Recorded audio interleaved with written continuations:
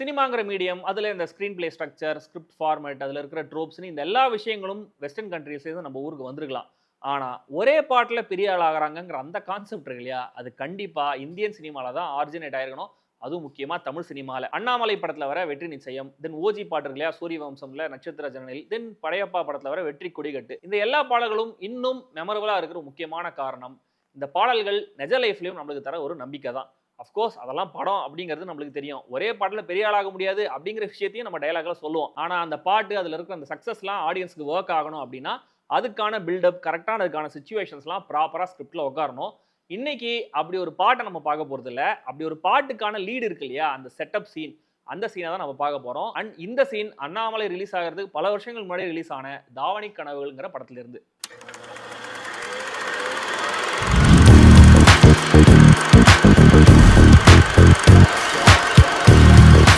சமீபத்தில இறந்து போன ரைட்டர், டைரக்டர், ஆக்டர், புரொடியூசர் பாக்யராஜோடைய கதை, திரைக்கதை, வசனம், இயக்கம், நடிப்புல உருவான படம் தான் இந்த தாவணி கனவுகள். முந்தானை முடிச்சுங்கிற பிளாக் பஸ்டர் படத்துக்கு அப்புறம் ரிலீஸ் ஆன படம் இது. இந்த படத்துக்கான இந்த ப்ரீ ரிலீஸ் பஸ்ஸுங்கிறது அப்போ பயங்கரமா இருந்துச்சாம். கிட்டத்தட்ட 1 கோடி ரூபாய் வரைக்கும் இந்த படத்துக்கான பிசினஸ்லாம் இருந்ததா சொல்றாங்க.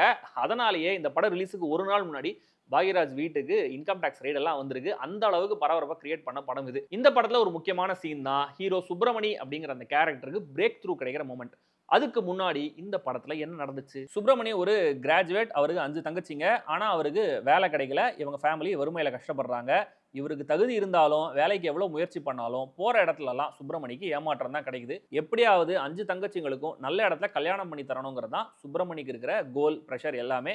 ஆனா சாப்பாட்டுக்கே கஷ்டப்படுற நிலைமையில தான் இவங்க இருக்காங்க. கேப்டன் சிதம்பரம்ங்கிற ஒரு மிலிட்டரிக்காரர் வீட்ல இவங்க குடியிருக்காங்க. அவருக்கு இவங்களால சரியா வாடகை எல்லாம் கொடுக்க முடியல. அப்பப்ப சுப்பிரமணிய கூட மிலிட்டரிக்காரருக்கு ஒரு பேண்டர் ஒன்னு படம் முழுக்க இருந்துட்டே இருந்தாலுமே கூட இவங்க எல்லாருக்கும் அவர் தான் பெரிய மாரல் சப்போர்ட். சுப்பிரமணியோட முறை பொண்ணுக்கு அவர் மேல ஆசை இருக்கும். ஆனா அந்த பொண்ணுடைய அப்பா இவங்களுடைய ஸ்டேட்டஸ்னால கல்யாணம் பண்ணி தர மாட்டேன்னு சொல்லிடுவாரு. இல்ல நீ ஃபேமிலியை விட்டு வெளியில வா, கல்யாணம் பண்ணி தரேன் கண்டிஷன் போடுவாரு. இதை சுப்பிரமணி ஒத்துக்க மாட்டாரு.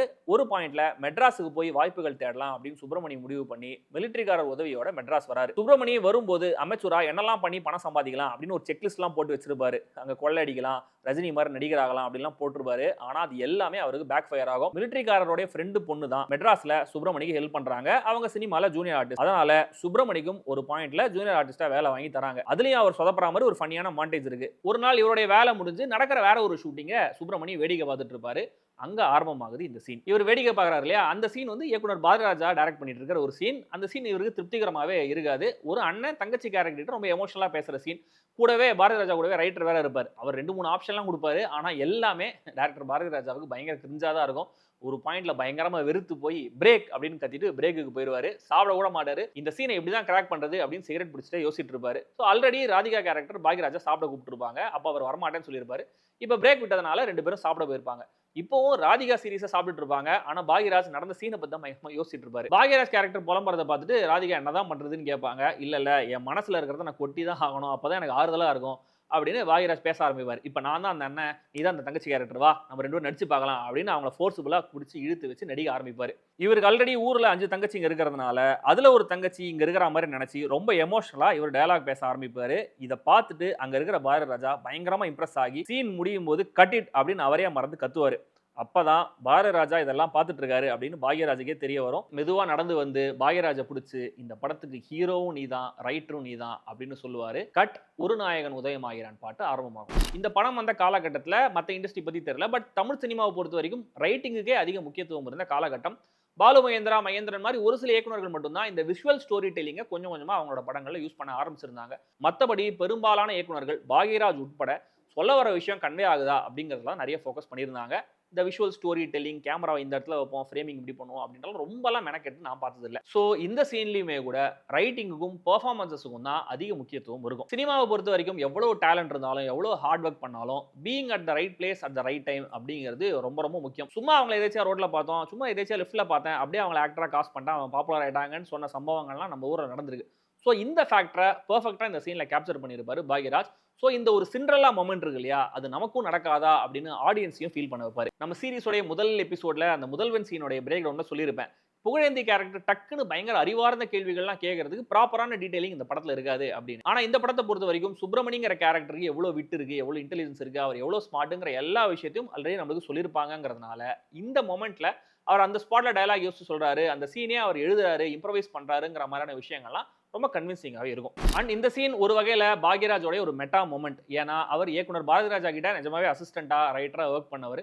அவரை ஹீரோவா இன்ட்ரோடியூஸ் பண்ணதும் பாரதி ராஜா தான். சோ இந்த சீன்ல தன்னோட இந்த கேரக்டரை ஒருத்தர் ஹீரோவா அறிமுகப்படுத்துறாரு அப்படின்னும் போது அது பாரதி ராஜாவா தான் இருக்கணும் அப்படின்னு டிசைட் பண்ணி ரொம்ப தயங்கி அவர்கிட்ட கேட்டு ஒத்துக்க வச்சேன் அப்படின்னு பாக்யராஜா ஒரு இன்டர்வியூல சொல்லியிருக்காரு. இயக்குனர் பாரதி ராஜாவுடைய பிரசன்ஸ் இந்த சீன்ல ஒரு ஆடட் வேல்யூ. சினிமாவுக்குள்ள சினிமாவை காட்டினாலுமே கூட அது ஆடியன்ஸுக்கு கன்வின்சிங்கா இருக்கும். அந்த வேலையை பாரதி ராஜாவுடைய பிரசன்ஸ் இந்த சீனுக்கு பண்ணிருக்கும். அவரும் சூப்பரா நடிச்சிருப்பாரு. பாக்யராஜோடைய படங்கள்ல நகைச்சுவைக்கு எப்பயுமே ஒரு முக்கியமான இடம் இருக்கும். இந்த படத்துலயும் அப்படிதான், இந்த சீன்லயுமே கூட அப்படிதான். பாரதி ராஜா ஷூட் பண்றாரு இல்லையா, அந்த சீன்ல நடிகர்களுடைய பெர்ஃபார்மன்ஸ், அவங்க பேசுற வசனங்கள், தென் இந்த ரைட்டருடைய பிஹேவியர், அவர் சொல்லி கொடுக்குற வசனங்கள், தென் பாரதி ராஜாவுடைய ரியாக்ஷன்ஸ், அவர் அசிஸ்டன்ஸோட ரியாக்ஷன்ஸ்னு எல்லாமே செம்ம காமிகளா இருக்கும். ஒரு வகையில இந்த சீன் கொஞ்சம் ஸ்பூஃப் மாதிரி நமக்கு தெரியும். இந்த பக்கம் பாக்யராஜ் யாருக்கும் தெரியாம எட்டி பார்த்துட்டு இருக்காரு இல்லையா, அவங்க கூடவே ராதிகா கேரக்டர் இருப்பாங்க. அவங்க ரொம்பலாம் பேச மாட்டாங்க. ஆனா அவங்களுடைய அந்த பாடி லாங்குவேஜ், சின்ன சின்ன ரியாக்ஷன்ஸே பயங்கர ஹிலேரியஸா இருக்கும். ஆனா ரொம்ப லைட்டான மூட்ல ஆரம்பிக்கிற இந்த சீன் டக்குன்னு சீரியஸா மாறும் பாருங்க. அந்த டிரான்சிஷன் நம்மளுக்கு உறுத்தவே உறுத்தாது. அவ்வளோ சீம்லெஸ்ஸா இருக்கும் நீங்க பார்க்கும்போது.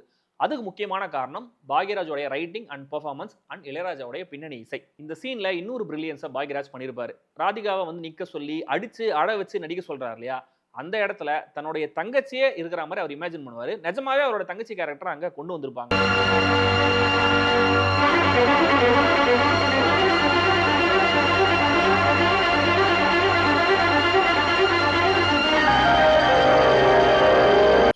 இது ஜஸ்ட் சாதாரணமா இவங்க நடிச்சு காமிக்கிற ஒரு மொமெண்ட் கிடையாது. இவரோட லைஃப் மொமெண்ட் மாதிரி அப்படின்னு ரொம்ப எமோஷனலா அது ஆடியன்ஸ் கூட கனெக்ட் பண்ண வச்சிருப்பாங்க. ஒருவேளை அந்த தங்கச்சி கேரக்டர் அங்க நின்று அலறா மாதிரி இல்ல அப்படின்னா இவ்வளவு தூரம் இந்த சீன் கனெக்ட் ஆயிருக்குமா அப்படின்னு எனக்கு தெரியல. தென் பாரதிராஜா சைடு அவருடைய தங்கச்சி மாதிரி ஒரு கேரக்டர் காமிப்பாங்க.